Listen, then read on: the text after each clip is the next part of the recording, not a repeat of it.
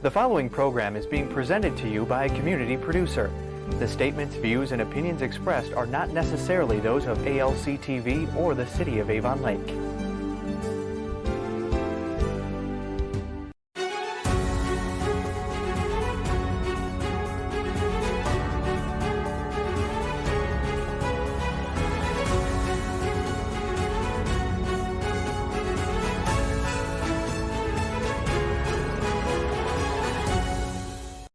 Welcome to Common Sense. The Common Sense program is a series of shows featuring interviews with very interesting people so that we can learn who these folks are, what they do, and what makes sense to them and what doesn't in a clear, concise, and direct way.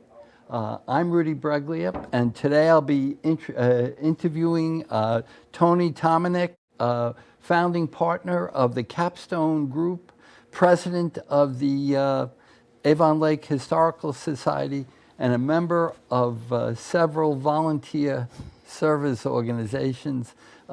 Welcome to Common Sense, Tony. Thanks for asking. Okay, and thank you for your volunteer service. You know, it's kind of what you do, isn't it? Okay. Why don't you start us off, give us some background, where you were born, where you've lived. I know you've lived here. And when did the first Tomanek come to Avon Lake? Okay. I was actually born in Whidbey Island Naval Hospital. Oh. Up in the Puget Sound. Okay, didn't know that. My father was a World War II guy, and so when I was born, my mother made him quit playing Navy and made him move back because she had a family to raise. And I'm the youngest of five. Okay. The Tomaneks in general got into Avon Lake about 1861. Wow. Yeah. And we've been here a long time. Okay. All right. Well, before we get going, really, tell us the secret about being happily married for 51 years. It'll be 52 here. Okay. In fact, it was 52 early in December. My dad taught me, he goes, you need to learn how to bend and not break. Flexibility, okay. So over the years, I've learned the wonderful skill of communication. Okay. And that's it. And that's it, huh? Mm-hmm. Okay. Well, tell us about the memorable event that you experienced when you were growing up in Avon Lake. You know, growing up here, there was so many things, but probably the most memorable thing that actually happened in Cleveland Stadium. Mm-hmm.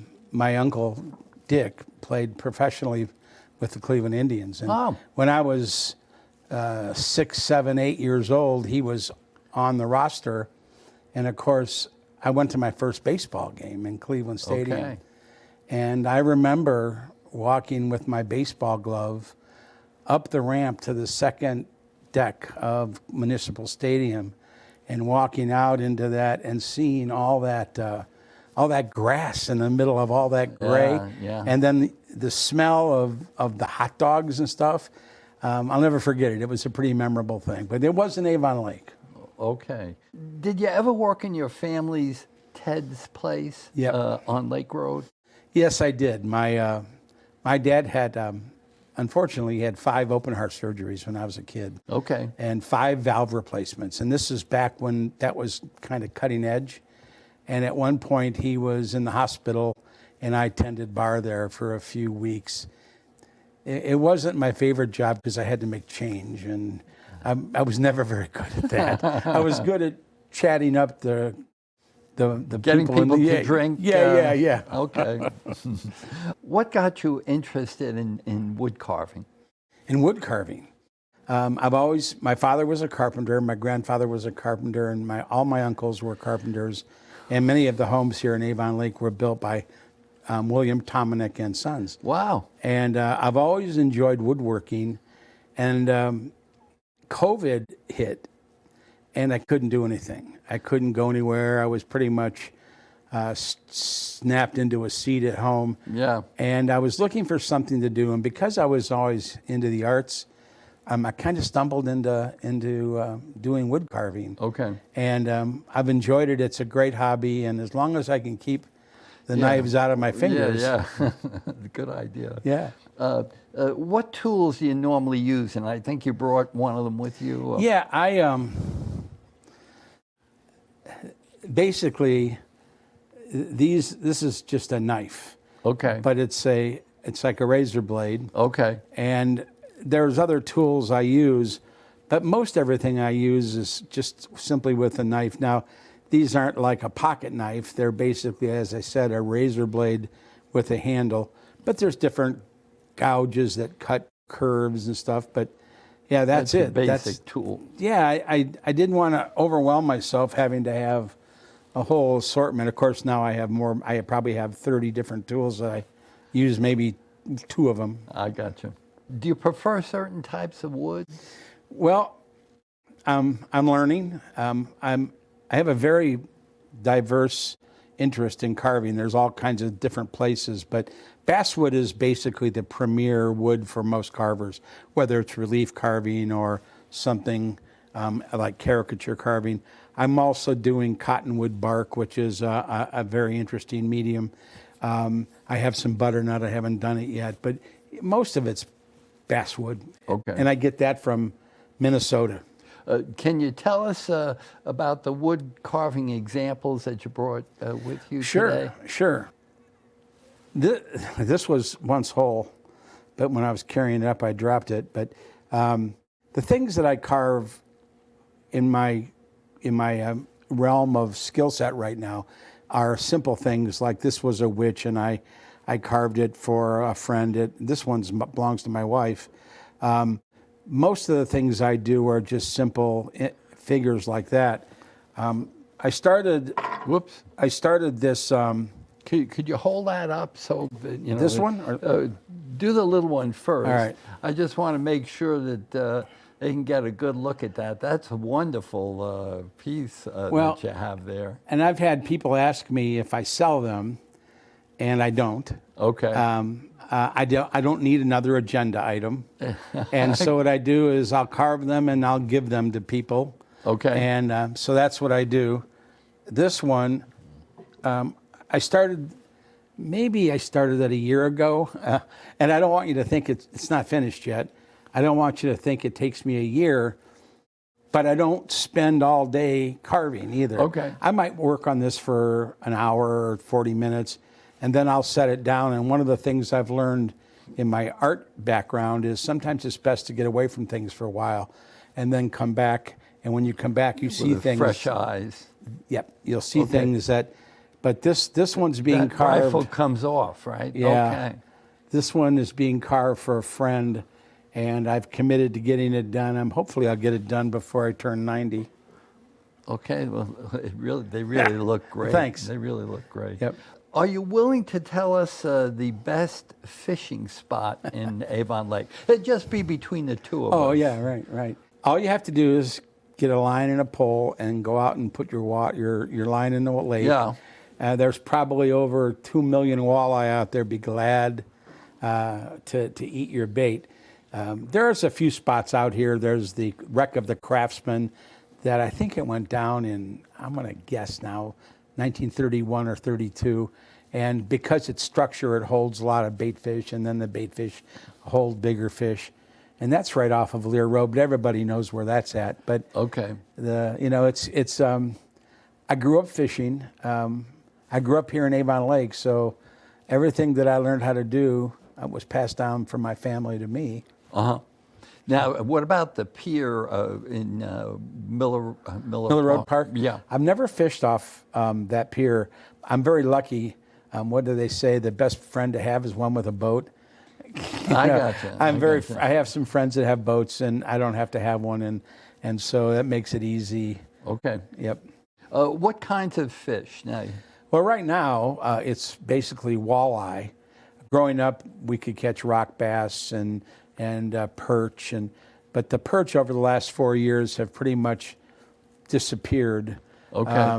We don't know. The ODNR isn't sure why. Nobody's sure why, but I have some friends that have secret spots and they won't tell me where they're at. I got you. Tell us about the steps in your career, the creation of the Capstone group.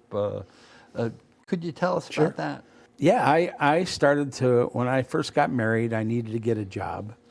And that's what it was. I went over to Don Products, which was in Westlake, and I walked in there and they hired me as a summer help because I was going to college.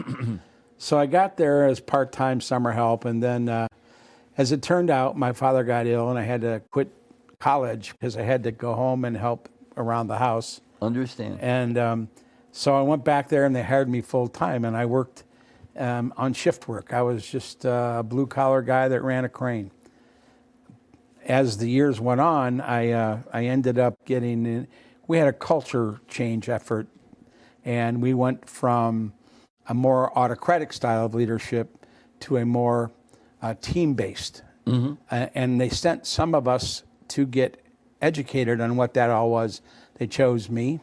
I came back from that, and it basically changed my life because all of a sudden I knew I could make money doing something that I enjoyed a lot. And you probably know what that's all about. That's great. If you love what you do, you never go to work. Right. And so I started in the training in HR and training and development. So currently I write adult learning curriculum, and then I deliver training. In fact, next week I've got a gig in Cleveland. So I'm still working kind of part-time, but I love it. What's the best thing about being semi-retired?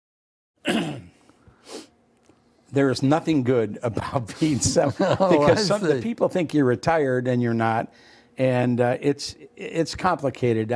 I'm looking forward to being completely fully retired. But when I first semi-retired, my wife had threatened me. She said, "Well, if you think you're going to sit around the house all day and do nothing," I said, "No, I don't plan on it." So I quickly joined about 5 different organizations. And now she's saying, "Why do you always have to go to these meetings?" Well, you kind of led me into this. Tell us about your volunteer activities. You say you have 5 of them? Well, yeah, over the years, I remember reading it somewhere that the life cycle is at some point you want to give back. And it truly hit me one day that, I had a friend who had a golf outing up there at Sweetbriar, and it was put on by the United Services Organization, USO. And I started volunteering for USO and helping them with this golf outing. And then I got a high off of it. It's fun to do things like that. And I felt like I was contributing.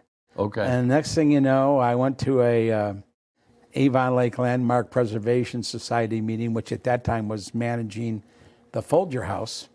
And I went to one of their board meetings, and somebody said, "Well, Tony, how would you like to be on the board?" And I was like, and somehow I ended up on that board. And then I've been involved in the community. It's really, I don't want to sound cheesy, but it really is rewarding when you do things like that. And I feel good at the end of the day when I'm doing things with and helping. You always get back more than you give. I love it. I love every bit of it. Did you have a role model that prompted you to do these volunteer things to benefit the public? I really didn't have a role model. However, I've always enjoyed history, and it's very tactile for me.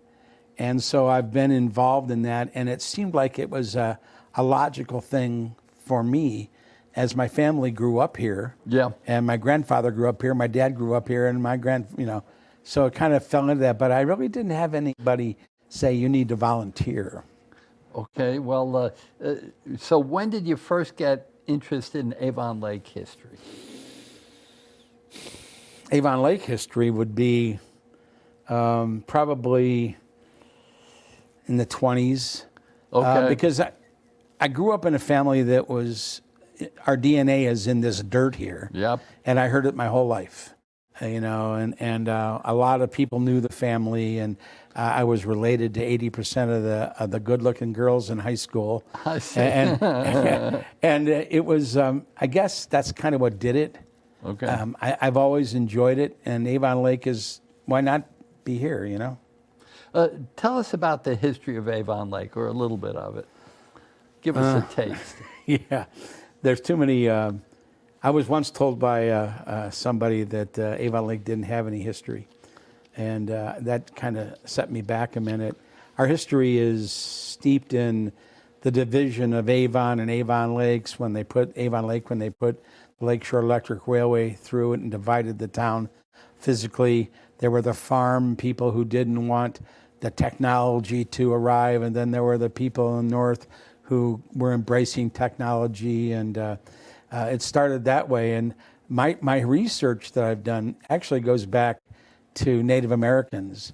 I put a powwow on in Avon Lake, I want to say 4 years ago. Okay. Because I wanted everybody in town to know we weren't the first ones here. Yeah. And so I really got into the whole Native American thing. My sister was married to a Native American, and I have a niece and a nephew who are 50% Native American living in California. Oh, okay. What about the origins of the Avon Lake Historical Society? Yeah, that's when I first became part of that organization. I can't remember exactly the year, but there was Avon Lake Women's Club that was from the 1860s. And then there was the Avon Lake, the Folger House folks that had the Avon Lake Preservation Organization. And then there was Avon Lake Historical Society. Well, those three entities decided that let's all get together and make one umbrella organization. So at that point, Jerry Vogel was president of the Avon Lake Historical Society. And they made this new organization, and they changed its name from the Avon Lake Historical Society to Heritage Avon Lake, which became an issue later on. But and then in the development, we also ended up with Jerry Payne and Wally Payne as getting the Peter Miller House under the umbrella of the Avon Lake Historical Society. So we really have a broad umbrella. There's a lot of history here that people don't know about, and I'm thrilled to share it with people about how many heads were busted during Prohibition, because Avon Lake was one of the hotbeds for smuggling and rum running in Lake Erie. Oh, I didn't know that. Oh yeah. What is the mission of the society? Well, since I can't memorize it, and I know that it's here somewhere, so we just redid this because we wanted to be a little bit more global, a little bit more encompassing. So our mission as a community organization is to encourage the preservation and celebration of artifacts, historic sites, and structures in Avon Lake. We endeavor to serve and engage the citizenship through accessible education programs involving the life, history, and heritage of Avon Lake. Now, the reason we went from Heritage Avon Lake, as I mentioned a moment ago, to the Avon Lake Historical Society is that I have to do fundraising. Okay. And so when I knock on the door of somebody and say, I'm from Heritage Avon Lake, they immediately think I'm from some kind of genealogical organ. Okay, I see. So it became really difficult. I needed people to know right up front who we were, and that's when we went back to the original name. Okay. What are your primary responsibilities as the president of the society? Well, it's I joined the Historical Society because I love history. I love Avon Lake. My mission when I became president took a little bit of a turn because I'm involved in a lot of the politics, if you will. Okay. But my mission as the director or the president is to kind of aim the organization in a growth and fruitful way. Yep. We try to share stories about our community that people didn't know. In fact, when I first became president, I enlisted one of the local Eagle Scouts to paint the original stop numbers along Lake Road. I've seen that, yep. Well, those numbers reflect the original stop numbers from the Lakeshore Electric Railway when they were back on Electric Boulevard. And so I wanted people to ask, why is that there. Yeah. And it worked because people would ask, what is that all about? And so now I can help them understand our history. Okay. What best prepared you for being president? For having this? Probably, I don't know that anything prepared me for what I am going through. I'm trying not to swing at every pitch, if you know what I mean. Okay. I try to be very specific about what we're doing. I just was reelected for 2 more years, and Congratulations. yeah, I'm not sure that's deserved, but I have a great team. We have great people on our board. We have a good membership, and I don't know. I think I just kind of ended hitting the ground with my feet moving, kind of a thing, you know. I don't know if that answered your question. No, it did. It did. What surprised you about being the president? Politics. Okay, a lot of it, huh? Yeah, I often share this with a friend of mine on the board. I go, I joined this because I loved history. I didn't want to be involved in all the machinations that goes on with the city, but fortunately, we have an incredible relationship with the city, and the city helps us in every way. Important, yeah. And without them, we would I don't know that we would be doing anything. Okay. What are some of the current major projects of the society? Right now, we're preparing for 2024's events. My goal is to get the Peter Miller House. It's amazing how many local people have never been through the Peter Miller House, but it's our museum. Right. And I want to get it open. Right now, we're open once a month. I'd love to get it open twice a month, maybe every week, but we just don't have enough staff. Okay. To make that happen. We also have inherited, the city was kind enough to give us the Avon Lake's very first fire truck, and we have that operational now. Okay. And so you'll expect to see it in the Memorial Day parade and big trucks, and it's gonna be our flagship, if you will, our emblem. And what else is going on? We have one more concert we're working on right now. We've been doing concerts up at, I'll use the term, Stop 65. Some of you will know what that is, some of you won't. Okay. But up at the Avon Lake's old shopping center at the west end of town, we do concerts every year. This year, we're only going to do one. We put on it's a lot of work, and we really don't make any money at it. It kind of is a break-even gig. But people in the community love to go sit in that parking lot and listen to music. Understand. What sites are currently under the control of the society and their history? Peter Miller House, which was originally Peter Miller lived there with his family, and it's over at Miller Road Park. Right. And behind that, we have the Bicentennial Garden that we put in, and there's also a bench back there dedicated to Jerry and Wally Payne, who were primary contributors in keeping that Peter Miller House. So we have an umbrella over that. The Folger House, we also, the city owns both these properties, but they've been very generous in allowing us to operate out of those. And then any rental that happens at the Folger House, we get a percentage of the money. So it helps us raise money, and we have some docents over at Peter Miller. So we are doing third grade tours. We've been doing them now for 14 years. So all the local third grade classes get to go through the Peter Miller House and hear our docents talk about the history of the home and that period of time and the Peter Miller family. Okay. Now, you mentioned it before about when these sites were open for touring. What is that right now? Well, right now, it's the third Sunday of every month starting, I think we start in April. Okay. But I want more people to enjoy that museum. And so we are in the middle of trying to get more docents, more people to help so we can actually open it.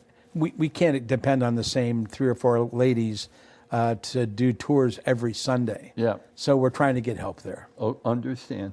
Tell us about the Maybelle Arnold North Coast History Room. Well, Mary Belle Arnold, that room was put in before I was involved in any of it, but it is the repository for vintage photographs, newspapers, articles, books. So a lot of our ephemera, if you will, a lot of our history is housed at the Avon Lake Public Library. We don't have a safe space for that. And I absolutely have no problems letting the library do it because they do it right. Eventually, and one of the things I'd like to work on before the end of my term is I'd like to get a brick and mortar space for the Avon Lake Historical Society so I could start to display some of the things that we have. Understand.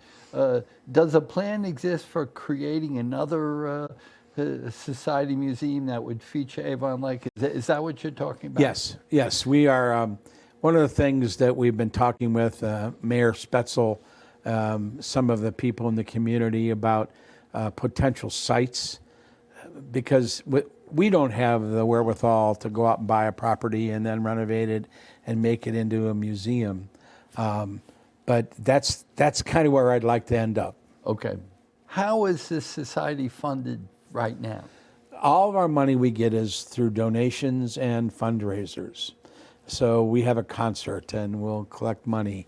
We raise money through, I know Santa Claus. And he comes and visits, and he's kind enough to give us the money from that. He looks a lot like you, I bet. I think he's short. Okay. Tell us what's available on the Society's online store. Okay. We have a brand new website that was put together by Kenzie Roberts, and it's wonderful. And on that are books, there's T-shirts, sweatshirts, there are some collectibles, some magnets. Some of our stock, I think, is down, but we have some model kits. You can buy a cardboard kit of one of the Lakeshore Electric rail cars. You can buy a kit to make Kekik's airplane, which is something else that we did. Oh, I didn't know that. Yeah. Mm-hmm. Okay. What are the recent books that are available on Avon Lake? Well, Sherry Spencer's been, she's amazing. She's done so much, and she's kind of works in the background now. She once was on our board, but her book, she released a new book for the bicentennial. She's got, I think there are 3 books now, and then there's a Tom Patton book on the Lakeshore Electric Railway. There's other books available through that. Online store has those available? Yep. Okay. And what's the price range? I think they're like $25-$20 somewhere in there. Now, some of them we had to buy 400 copies of it to get them published. And so some of those we just mark down so we can get some of our money back. But understand. There's a lot of stuff you can read about Avon Lake in those books. Okay. How can Avon Lakers support your efforts? Do you need volunteers? Are you looking for volunteers? There's not a volunteer organization that I know of that isn't starving for volunteers. I see. And we're no different. Now, we have a lot of members, but membership is different because most people feel a need to give me $10 for the Historical Society. And I get that. And believe me, we appreciate every dime we get. But sometimes, and I would own some of the responsibility here, we do not do a good job of involving our members in events and things that we need their help on. But to get in, to become a member, I think it's $25 for an individual. And then with that, we put you on our list. And then hopefully our newsletter comes to you and you're intrigued enough about the whole thing that you want to help. Okay. So volunteers, they can get involved in anything that you do? Yep. And show up at the meetings? And yes. Our meetings are open. Every meeting we have is the 3rd Tuesday of the month. And we have them, and there's the very first part of the meeting, we ask anybody from the public if they want to share anything. They're very transparent. We do it all at the Folger House. I think our meetings start at 7 on the 3rd Tuesday of every month. Okay. And so sometimes we have to change them because, for example, we often have, like right now, we have people who are traveling, who are in Florida for a few weeks or whatever. So sometimes we have to adjust that. But, yep, that's what we do. Okay. Now, how can someone get in touch with the society? you have an email address and a Yes. telephone number. Yes. They'll appear on the bottom of the screen. Yes. Our website is avonlakehistoricalsociety.org. Our phone number, I don't know it off the top of my hand, but it goes into a voicemail. And then our treasurer, Sandy Guerin, she'll call me and say, hey, we've got a message. Can you handle this? But certainly you can call me or you can email me, because if you want to help, we actually have a couple people right now who are not on our board who do things like help with our Facebook page. And because a lot of people aren't electronically gifted, especially older folks like me. And so some of the young folks are glad to help out. Okay. The number I had was 440-549-4425. That's Does that correct. sound right? Yep. And you do have a website address as well, right? Yes, it's Avon Lake Historicalsociety.org. Okay. And our address is at the Folger House, whatever that address is. That's our home office. Okay. And on your website, is there a spot for donations, for Yes. giving donations? Yes, there is. Okay. Well, I ask this question of everyone I interview. In summary, what makes sense to you and what doesn't? Well, I'm prepared. Oh. Well, because I thought about it, and I certainly knew this question was coming. And I had the opportunity to listen to Lou Holtz over the years. In fact, I've used some of his videos in my development of my learning materials. And he quoted a Longfellow poem. Okay. And I wanted to use that and read that. All Okay. right? It's called The Choice: to tear down or build up. I watched some men tearing a building down, a group of men in my hometown. With a heave and a hoe and a mighty yell, they swung the ball and a sidewall fell. And I said to the foreman, are these men skilled, the type you'd hire if you want to build? He smiled and laughed and said, no, indeed, common labor is all I need, for we can tear down in a day or two what it took a builder years to do. As I turned, I shook my head. I knew there was truth in what he'd said. I thought to myself as I walked away, which of these roles am I going to play? Am I a builder as I work with care, measuring life by the ruler and square? Am I shaping my deeds to a well-laid plan, carefully doing the best I can? Or am I a wrecker as I walk the town, content with the labor of tearing down? Well put. Well put. That Longfellow, he really knew what he was talking about. He wrote a couple books. Well, thank you very much, Tony, for appearing, and thank you for doing the wonderful work that you do with the Historical Society. Thank you for asking me. And again, if someone wants to get involved in the Historical Society, make a smoke signal, do something, let me know, and I'd be glad to get you involved. Okay, well, that's great. And thank you for watching. Please let us know if you have any questions or comments. Our email addresses, telephone numbers will appear on the bottom of the screen. Please give us feedback. And if you would like to appear on the show, or an interesting person, please give us their contact information, and we'll take it from there. And remember, seatbelts save lives. Thank you.